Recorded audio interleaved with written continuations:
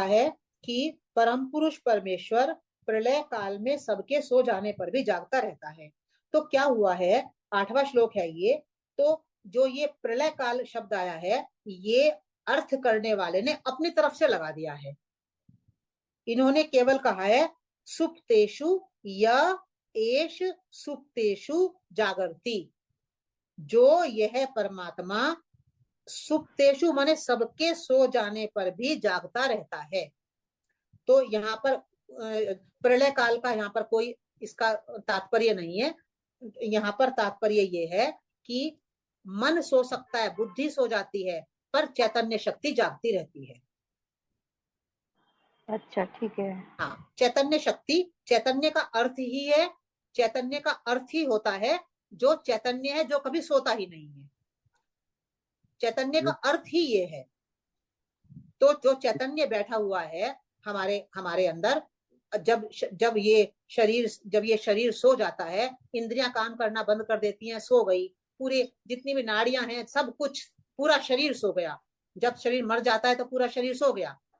या जब हम अज्ञान में होते हैं और हमें चैतन्य का कुछ पता ही नहीं होता, तो तब भी कहते हैं कि हमारी ये अजागृत अवस्था है, ये हमारी सुप्तावस्था है। अज्ञान को भी सुप्तावस्था कहा जाता है।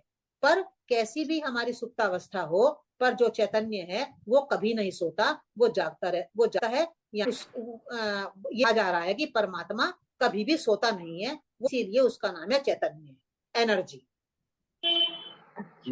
एतेषु सुप्तेषु जागृति, ये कई विद्यालयों में और जगह भी लिखा हुआ देखा हमने, ऐसा लगता है। हाँ, यह सुप्तेषु जागृति, जो सोने पर भी जागता रहता है। महाविद्यालयों में इसलिए लिखा होता है कि जागो उठो, केवल अपने आप को शरीर समझकर सो रहे हो।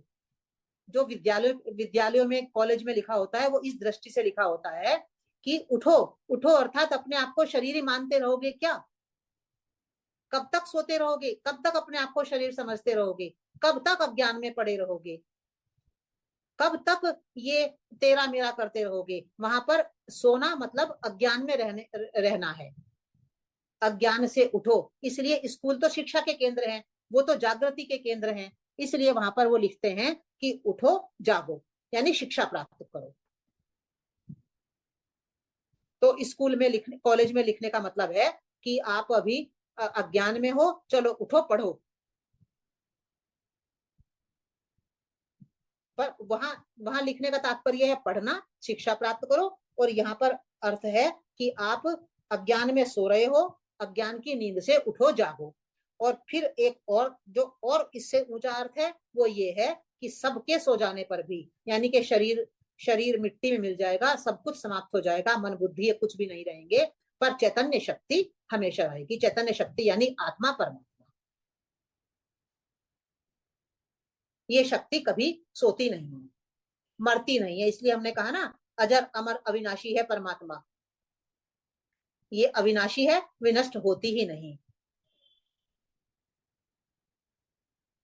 तो कई नाम है, अलग अलग नामों से हमें बताया जा रहा है कि परमात्मा नष्ट नहीं होता, परमात्मा सोता नहीं, परमात्मा जागता रहता है। ये केवल समझाने के तरीके हैं। और हमें पता ही है कि परमात्मा तो सदा है, इसीलिए शब्द बनाया है उन्होंने शाश्वत, सनातन, सदा। चैतन्य शब्द बनाए, सदा, शाश्वत, सनातन शब्द बनाए। तो संस्कृत की गरिमा है कि संस्कृत में ऐसे शब्द हैं जो कि उस भाव को व्यक्त कर सकें। तो यहाँ पर प्रलय काल का अर्थ, जैसा हम मान लेते हैं ना कि प्रलय काल आएगा जबकि सब जगह पानी पानी हो जाएगा, कुछ रहेगा ही नहीं, सब डूब जाएगा। एक चित्र हमने अपने मस्तिष्क में बना रखा है प्रलय का। तो ऐसा सी कोई प्रलय नहीं होती। ये परमात्मा सदा है, और परमात्मा अपने को एक से अनेक रूपों में हमेशा बना के रखता है। ये जगत शाश्वत है, ये परमात्मा शाश्वत है।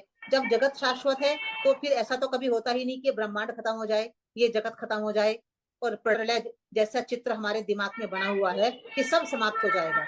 ऐसी सत्ता नहीं है, ऐसी कोई स्थिति नहीं होती।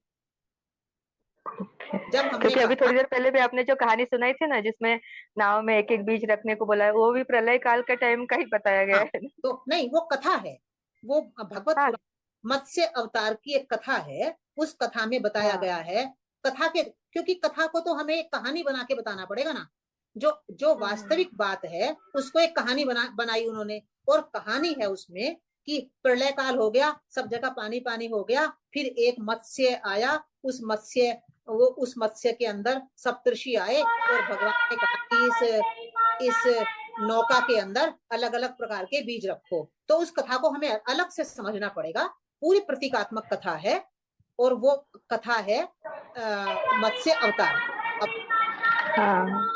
नहीं, लेकिन तो प्रलय काल का उसमें भी शब्द आया था, तो मैंने कहा यहाँ पे भी प्रलय काल आया है, तो क्या है हाँ, प्रलय काल, बिल्कुल ये जानने बिल्कुल के लिए ठीक है। की। तो जैसे स्वर्ग नरक ये हमारी बनाए हुए शब्द हैं, चित्र हैं हमारे बनाए हुए, सही रूप में हम सही रूप में रहें, इसी प्रकार से प्रलय काल का भी एक चित्र है जो हमने बनाया है कुछ ज्ञान को समझाने के लिए। पर जगत, आप इस बात को हम सब समझते हैं कि परमात्मा शाश्वत है, सनातन है, ये जगत शाश्वत है, सनातन है, कभी कुछ भी विनष्ट नहीं होता।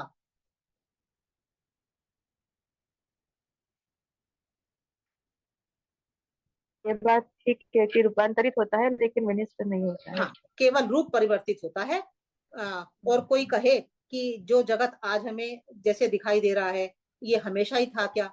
तो जगत हमेशा था, बस रूप बदलते रहते हैं, और रूप तो हम देख ही रहे हैं। एक एक शरीर छूटता है तो दूसरा रूप मिल जाता है, दूसरा छूटता है तो तीसरा रूप मिल जाता है। रूप सतत रूप से बदलते रहते हैं। हाँ, और अपने जीवन काल में भी देखो 50-60 साल में बाहर के या अंदर के कितना परिवर्तन कितना परिवर्तन है, है। तो रूप तो हम देख ही रहे हैं कि कितना परिवर्तन है, क्योंकि जगत परिवर्तनशील है, परमात्मा अपरिवर्तित है। तो उन्होंने बता ही दिया है कि भाई जगत जगत है, ये सदा है, पर ये परिवर्तनशील है।